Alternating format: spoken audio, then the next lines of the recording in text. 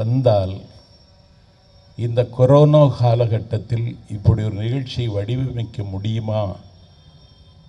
முடியும் என்று சேகர் பாபு நிரூபித்து காட்டியிருக்கிறார்.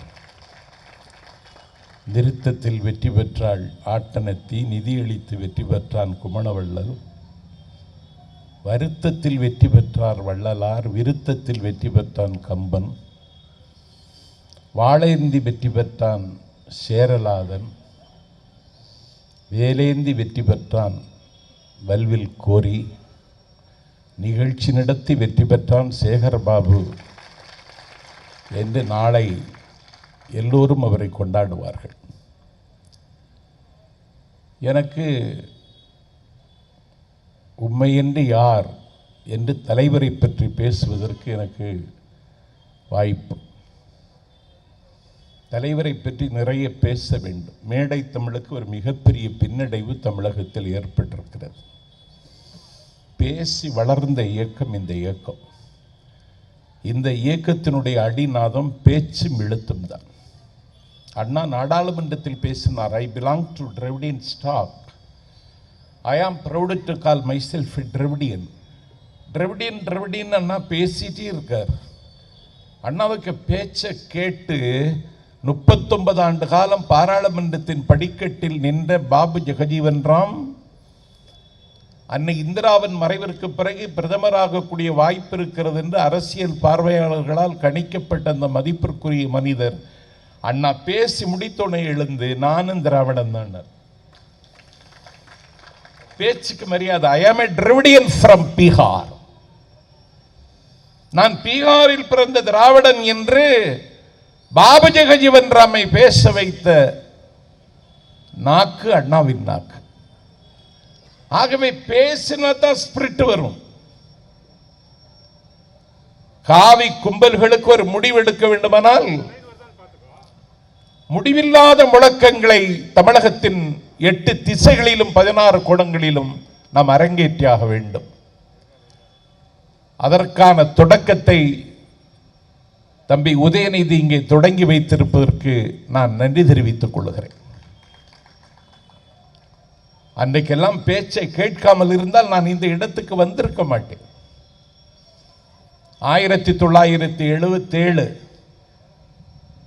எமர்ஜென்சிக்கு பிறகு கல்லூரி மாணவனாக இருந்த காலத்தில் நெருக்கடி நிலையில் நாம் என்ற தலைப்பிலே கலைஞர் பேசுவதற்கு திருநெல்வேலி பாப்புலர் திரையரங்கத்திற்கு வருகிறார். கல்லூரி மாணவனாக போய் அதிலே கலந்து கொண்டு கேட்ட நான் இன்றைக்கு இந்த இடத்துக்கு வந்திருக்கிறேன் என்றால் பேச்சு தான் காரணம். அதற்கு வடிவம் தந்திருக்கின்ற, அதற்கு ஒத்துழைப்பு தந்திருக்கின்ற வட்டச் செயலாளர் உள்ளிட்ட எல்லோரையும் நான் வணங்கி மகிழ்கிறேன். உமையின்றி யார்? வளமான கவிஞன், சித்திர நிலவை போல வார்த்தைகளை தேர்ந்து கையாளுகிற வைரமுத்து ஒரு கவிதை எழுதியிருந்தார். அந்த கவிதைக்கு பேர் சொல்லதிகாரம். அதிலே ஒரு 2 வார்த்தை சொல்லுவார், 3வது கண்ணி எல்லோரும் கேட்ட வார்த்தைகள் என்று முடிப்பார். கவிதை உங்களுக்கு கவனத்துக்கு கொண்டு வருகிறேன். கொல், கொள்ளையடி, சரித்திரம் கேட்ட வார்த்தைகள். தழுவு, முத்தமிடு, கட்டில்கள் கேட்ட வார்த்தைகள். ஆராரோ சனியனே, தொட்டில்கள் கேட்ட வார்த்தைகள். உனக்கு எப்போது கல்யாணம், விலைமகள் அதிகம் கேட்ட வார்த்தைகள். இன்னொரு ஜென்மம் என்று ஒன்று இருந்தால் பூங்காக்கள் அதிகம் கேட்ட வார்த்தைகள். மறக்காமல் கடிதம் போடுங்கள், ரயிலடிகள் அதிகம் கேட்ட வார்த்தைகள். பாலாறு, தேனாறு, பொதுஜனங்கள் அதிகம் கேட்ட வார்த்தைகள். பெரியோர்களே, தாய்மார்களே, ஒலிபெருக்கி அதிகம் கேட்ட வார்த்தைகள். நேற்றே வந்திருக்க கூடாதா, கடன் கேட்போர் அதிகம் கேட்கிற வார்த்தைகள். இனிமேல் ஆண்டவன் விட்ட வழி, மருத்துவமனைகள் அதிகம் கேட்ட வார்த்தைகள். வைரமுத்து கவிதையை முடித்து விடுகிறான். நாஞ்சில் சம்பத் தொடர்கிறேன். இப்போது அதிகம் கேட்க வார்த்தைகள் அடுத்த முதலமைச்சர் தளபதி ஸ்டாலின் என்கிறார். தமிழகம் தயாராகிவிட்டது.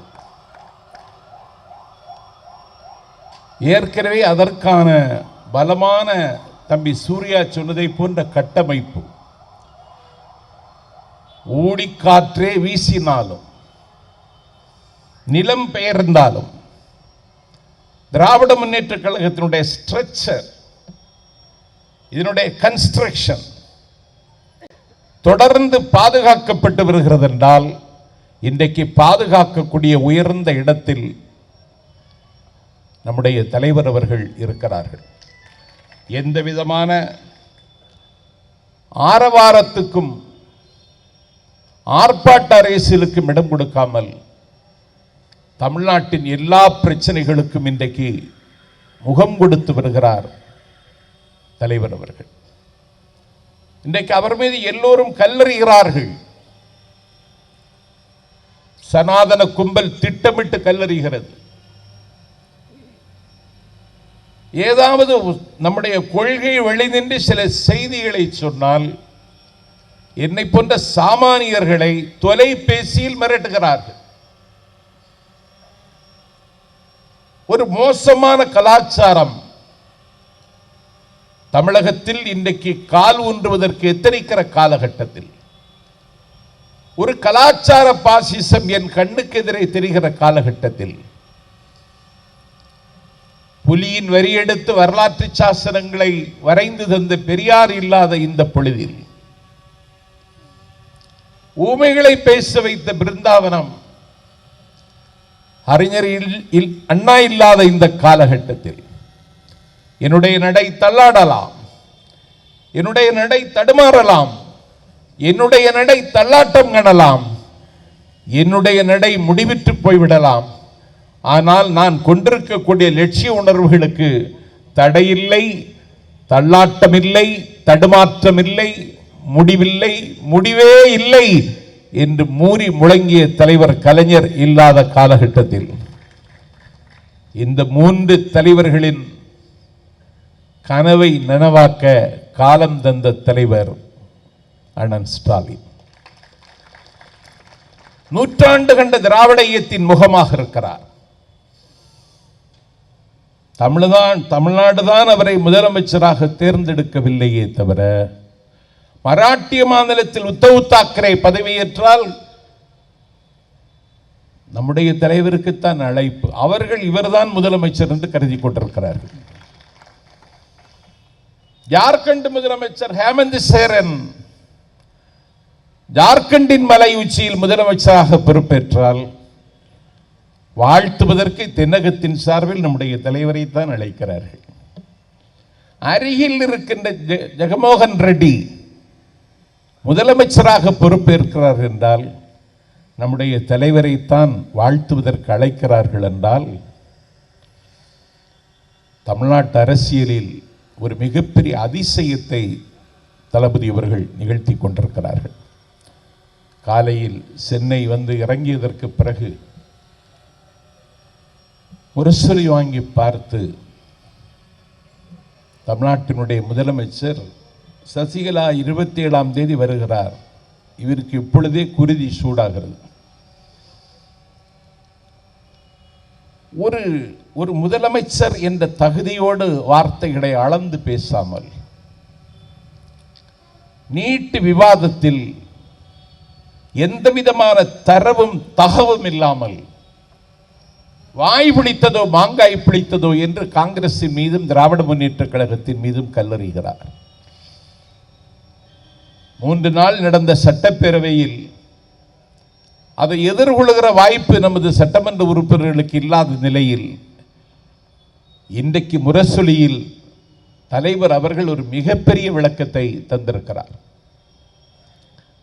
நான் கேட்கிறேன், நீட் தேர்வு தமிழகத்திற்கு ஆகாது, மலரக்கூடாது என்று மறுக்கப்பட்ட மொட்டுகளுக்காகவும் தாயின் மார்பகத்தில் பால் குடிக்க கூடாது என்று விலக்கப்பட்ட கன்றுகளுக்காகவும் பரிந்து பேசிய இயக்கம் நமது இயக்கம்.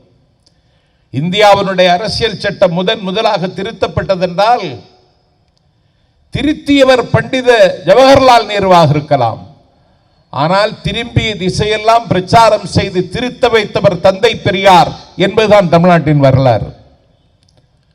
ஆகவே சமூக நீதி கொள்கையினுடைய கொள்ளிடமாக இருக்கிற தமிழ்நாடு இதை ஏற்காது என்று எத்தனை முறை சொன்னாலும் அவர்கள் காது கேட்காது. சரி, இதை தடுத்து நிறுத்துவதற்கு வாய்ப்பில்லையா? வாய்ப்பு இருக்கிறது. தமிழ்நாடு சட்டமன்றத்திலே தீர்மானம் நிறைவேற்றி குடியரசுத் தலைவருக்கு அனுப்பினால் குடியரசுத் தலைவர் அதை திருப்பி அனுப்புவதற்கு உரிமை இருக்கிறது. ஆனால் குடியரசுத் தலைவர் திருப்பி அனுப்பியதையே இவர்கள் 2 வருடம் பார்க்காமலே இருந்திருக்கிறார்கள். என்ன நிர்வாகம்! அப்படி ஒரு கடிதம் வந்ததே இவர்களுக்கு தெரியாது. நாடாளுமன்றம் மேலவை சேர்த்த 52 நாடாளுமன்ற உறுப்பினர்கள் டெல்லியில் இருந்த பொழுது நீட்டை குறித்த விவாதம் தீர்மானம் நாடாளுமன்றத்திற்கு வருகிற பொழுது வெளிநடப்பு செய்த கூட்டம் இந்த கூட்டம். அன்றைக்கே தடுத்து நிறுத்தி இருக்கலாம். நீதிமன்றத்தை விட மக்கள் மன்றம் தான் மகத்தானது. அறுதி பெரும்பான்மை இல்லாத காலகட்டத்தில் இந்த அநியாயத்தை அவர்கள் செய்ய துடிக்கிற பொழுது, அதற்கு அரண் போடக்கூடிய வாய்ப்பு இவர்கள் கையில் கிடைத்த பொழுது அதை அவர்கள் நிறைவேற்றி தரவில்லை. இப்ப கேட்கிறார்கள், தலைவர் நாங்கள் ஆட்சிக்கு வந்தால் இன்னும் 8 மாதம் பொறுத்திருங்கள், நாங்கள் ஆட்சிக்கு வந்தால் நீட்டு தேர்வை ரத்து செய்வோம் என்று சொல்லியிருக்கிறார். அவர்களுடைய நித்திரையை அது கலைக்கிறது. என்ன செய்வதென்று தெரியாமல் புலம்புகிறார்கள். குடியரசுத் தலைவர் திருப்பி அனுப்பினால் மீண்டும் சட்டமன்றத்தை கூட்டி அந்த தீர்மானத்தை நிறைவேற்றி குடியரசுத் தலைவருக்கு அனுப்ப வேண்டும். 2வது தடவையும் அவர் திருப்பி அனுப்பினார். 3வது தடவையும் சட்டமன்றத்தை கூட்டி அந்த தீர்மானத்தை நிறைவேற்றி அனுப்பினால் அவருக்கு கையெழுத்து போடுவதை தவிர வேறு வழி இல்லை. இதுதான் சட்டத்தின் தலையெழுத்து. இது கூட தெரியாத தற்குறிகள், தப்பிலிகள், தவறாக சொல்லிவிட்டேன், தவக்கலைகள் தமிழ்நாட்டில் இன்றைக்கு அதிகாரத்தில் இருக்கிறார்கள். ஏன் முடியாது? முடியாதுன்னு ஒன்று இருக்குமா? உலகத்தில் முடியாதது என்று ஒன்றுமே இல்லை. பாசிச சக்திகளை எதிர்க்க முடியாதா? இதோ பஞ்சாபில் இருந்து வேளாண்மை துறை அமைச்சர் பதவியை ராஜினாமா செய்துவிட்டு வெளியேறுகிறார். காலம் காலமாக பிஜேபியோடு உறவு வைத்திருந்த அகாலிதளம் வெளியேறுகிறது. நான் இன்றைக்கு இந்த அரங்கத்தில் சொல்லுகிறேன், நாளைக்கு ராம்விலாஸ் பாஸ்வானுடைய கட்சி வெளியேறுவதற்கு வாய்ப்பு இருக்கிறது. முடியாதது என்று என்ன இருக்கிறது? இந்திய துணைக்கண்டத்தில் வெறும் 37%, 37.2% வாக்குகளை பெற்று இந்தியாவில் இருக்கக்கூடிய தேர்தல் முறையில் இருக்கிற கோளாறு காரணமாக ஒரு கோளாறை பிரதமராகிவிட்டார்.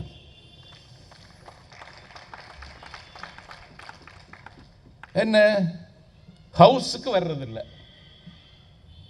என்ன ஜனநாயகம்? பேசுறது ஹிந்தி, எப்படி ஏத்துக்கிறது? நான் கேட்கிறேன், இந்தி பொதுமொழியா? தொடர்புக்கு ஆங்கிலம், கல்விக்கு தமிழ் என்று வரையறுத்து நாங்கள் நீண்ட காலமாக நிறைவேற்றி வருகிறோம். கம்யூனல் ஜீவோ என்கிற வகுப்புவாரி உரிமையை தமிழ்நாடு சட்டமன்றத்தில் நீதி கட்சி ஆட்சி காலத்தில் அதான் இளைஞர்களுக்கு சொல்லிக் கொடுக்கணும். கொண்டு வந்தவர் முத்தையா முதலியார். தந்தை பெரியார் அப்பொழுது எழுதினார், இனிமேல் உங்கள் வீட்டில் பிறக்கிற குழந்தைக்கெல்லாம் முத்தையா என்று பெயர் வையுங்கள் என்றார். இவர்களுக்கு அதெல்லாம் ஞாபகம் இல்லை. தீர்ந்து போகாத திராவிட இயக்கத்தினுடைய உயிரினு மேலான கொள்கைகளை இவர்கள் காவு கொடுத்து விட்டார்கள் அண்ணாவின் பெயரால். அண்ணாவினுடைய படத்தை கொடியில போடாதுங்கிறான் ஒருத்தன், வாய் பேச மாட்டேங்கிறாங்க. இன்னொருத்தன் இவங்களை பார்த்து இம்பார்ட்டன்ட் பதில் சொல்லல. அதற்கு பிறகுதான் எனக்கே தெரிந்தது இம்பார்ட்டன்ட் தான் போல இருக்கு அப்படின்னு. இது ரொம்ப இம்பார்ட்டன்ட் ஆனது. அடிமையாக இருப்பதிலே சுகம் காணுகிறவர்கள். தளபதி வந்தால் ராணிமேரி கல்லூரியை இடித்துவிட்டு தலைமைச் செயலகம் கட்டுவதற்கு தீர்மானித்தார்கள். கடலை கண்டு பலர் கலங்கியோடிய காலத்தில் கடலில் கலம் செலுத்திய கரிகால் பெருவெள்ளத்தானை போல ராணிமேரி கல்லூரியை இடிக்க அனுமதிக்க முடியாதென்று ரொம்ப அதிகாரம் பெற்ற அம்மையாரை எதிர்த்து அன்றைக்கு மறியல் செய்தார் தலைவர். முக்கியமான பண்டிகைகளின் பட்டியல பொங்கலை எடுத்துட்டான் டெல்லியில. கொதித்தார் தலைவர்.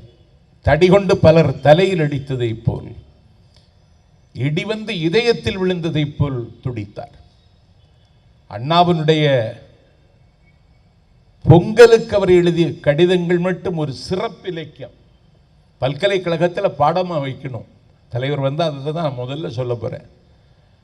பொங்கலுக்கு அண்ணா எழுதிய கடிதம் அப்பப்பா, அதிலே அண்ணா பயன்படுத்தக்கூடிய வார்த்தைகள், மேற்கோள் காட்டுகிற கவிதைகள் படிக்க படிக்க இனிக்கும், படித்தேனா இனிக்கும். அந்த பொங்கலை முக்கியமான பண்டிகைகள் பட்டியலில் எடுத்தான். வான்புகள் வள்ளுவர் கோட்டத்திற்கு மறியல் செய்வதற்கு தலைவர் வந்தார். தினசரி இந்த நாட்டு மக்களினுடைய பிரச்சனைகளுக்கு அவர் முகம் தருகிறார். My dear brother, go to the people, live among them, learn from them, love them, serve them என்று அண்ணா சொன்னார். நீ மக்களை போய் பார், மக்களை நேசி, மக்களுக்கு தொண்டு செய், மக்களுக்கு கற்றுக்கொடு என்றார் அண்ணா. அந்த கடமையை இன்றைக்கு அவர் நம்பிக்கையோடு செய்து வருகிறார். முதலமைச்சர் ஆவதுதான் தளபதிக்கு முக்கியமா? பைத்தியக்காரர்களே, அவர் அதை விடவும் உயரமானவர். கலைஞருக்கு மகுடம்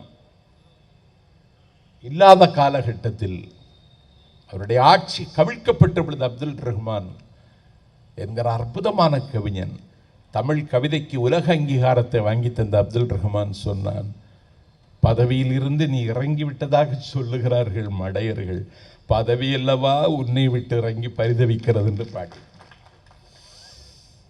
எங்கள் தலைவர் முதலமைச்சர் என்கிற பொறுப்பை விடவும் உயர்ந்த இடத்தில் இருக்கிறார். அவள் எங்கள் திராவிட இனத்தினுடைய கடைசி நம்பிக்கையாக இருக்கிறார். அவர் எங்கள் துயரங்களுக்கு ஆறுதலாக இருக்கிறார். இவர்தான் எங்கள் துன்பங்களுக்கு விடுதலை வாங்கி தருவார் என்று நாட்டு மக்கள் இன்றைக்கு நம்புகிறார்கள். நான் கேட்கிறேன், உங்களுக்கு யாருக்காவது இந்த செல்வாக்கு இருக்கிறதா? நான் 1986 கோவை சிதம்பரம் பூங்கா திறந்தவெளி இந்திய எதிர்ப்பு மகாநாட்டில் தீக்குளித்த தியாகிகள் படத்தை தளபதி அவர்கள் திறந்து வைத்து பேசிய மகாநாட்டில் பாவேந்தன் படத்தை திறந்து வைத்து பேசியவர் நான். ஒரு 40 ஆண்டு காலம் பருவ சுகங்களை மறுதலித்துவிட்டு அன்னை துர்காவை திருமணம் செய்து ஆசையும் போகமும் முற்றுப்பெறுவதற்கு முன்னால் 5வது மாதத்தில் சிறை சென்றவர் அவர். அடக்குமுறை சட்டங்களை ருசி பார்த்தவர் அவர். சிறைச்சாலையில் அவருக்கு கொடுத்த போர்வையை, அவர் கொண்டு வந்த போர்வையை தன்னோடு கைதாகி சிறைச்சாலையில் இருந்தவர்களுக்கு கொடுத்துவிட்டு கட்டாந்தரையில் படுத்திருந்தவர். அவர் சும்மா இந்த இடத்துக்கு வரவில்லை. நீங்கள் சிறைக்கு போயிருக்கிறீர்களா? நாங்கள் வந்துதான் அனுப்ப போகிறோம்.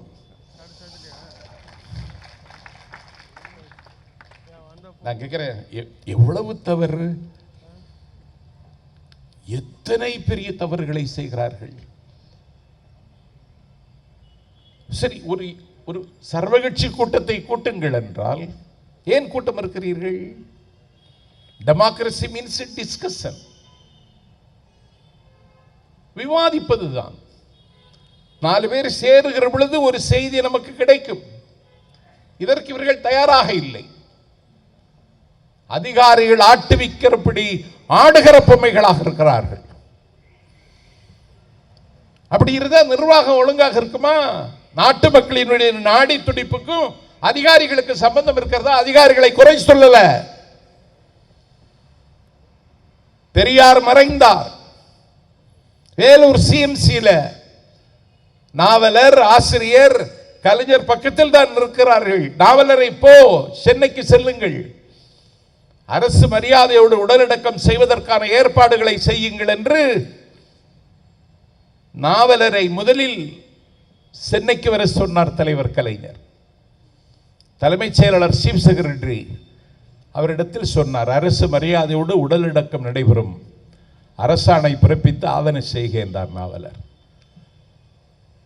சீஃப் செக்ரட்டரி சொன்னார், அது சட்டத்தில் இடம் இல்லை, ஏதாவது அரசாங்க பதவி வகிச்சிருந்தது தான் அரசு மரியாதையோடு உடலடக்கம் செய்யணும், நீங்கள் அப்படி செய்தீங்கன்னா உங்கள் ஆட்சிக்கு ஆபத்து வரும் அப்படின்னு நாவலர்கிட்ட சொல்லிட்டார். நாவலர் மெத்த படித்தவர், பதில் சொல்ல முடியாமல் திணறார். தலைவருக்கு வேலூருக்கு ட்ரங்கால் போட்டு இப்படி சொல்றார் சீஃப் செக்ரட்டரி, என்ன பதில் சொல்வது? ஆவது ஆகட்டும், பெரியாருக்கு இந்த கடமை செய்யாவிட்டால் நாம் உயிரோடு இருந்த என்ன புண்ணியம், செய்யுங்கள் என்று திருப்பி உத்தரவு வருகிறது. அரசு மரியாதையோடு உடலடக்கம். இப்போ உள்ள பிரதமர்ல அன்னை இந்திரா இந்தியா பாகிஸ்தான் யுத்தத்தை 10 நாளில் சந்தித்தவர். 102 அணிசாரா நாடுகளுக்கு தலைமை வகித்த நேருவின் மகள். கலைஞர் பெரியார் மறைவுக்கு என் சார்பிலும் காங்கிரஸ் கட்சியின் சார்பிலும் அஞ்சலி தெரிவித்துக் கொள்கிறேன். நீங்கள் பெரியாருக்கு அரசாங்க மரியாதை உடலடக்கம் செய்ததன் மூலம் நீங்கள் ஒரு கடமை தவறிவிட்டீர்கள். அரசியல் சாசனப்படி ஏற்றுக்கொண்ட விசுவாச பிரமாணத்திற்கு சரியாக நீங்கள் இல்லை. எல்லோரும் உங்கள் மீது நடவடிக்கை எடுக்க என்னை வற்புறுத்துகிறார்கள். நான் ஒன்றுமே பதில் சொல்ல முடியாமல் தவிக்கிறேன் என்று சொன்ன பொழுது கலைஞர் சொன்னார், அரசு பதவியில் இருந்தால்தான் அரசு மரியாதையோடு உடலடக்கம் என்றால் அண்ணல் காந்திக்கு செய்தீர்களே, அவர் எந்த அரசு பதவியில் இருந்தார் என்று கேட்டார்.